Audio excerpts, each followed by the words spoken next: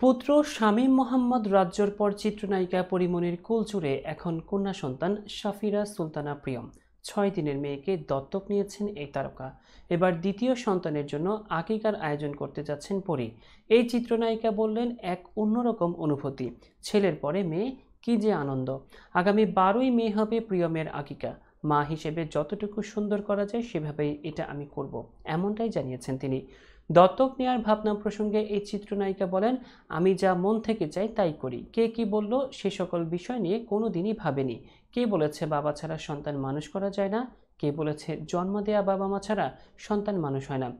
2022 সালের 10 আগস্ট রাজ্যের জন্ম হয়। 17ই আগস্ট ঘরোয়া আয়োজনে ও জোড়া খাসিতে শিশুপুত্রের আকিকা সেরেছেন বাবা শরীফুল রাজ ও মা পরীমনি। এ সময় দুই পরিবারের সদস্য সহ উপস্থিত ছিলেন নির্মাতা গিয়াসউদ্দিন সেলিম, রেদোয়ান রনি, চয়নিকা চৌধুরী, রায়হান রাফি সহ আরও অনেকে। রাজ্যের মতো মেয়ের আকিকাতেও আয়োজনের কমতি রাখতে চান না পরী।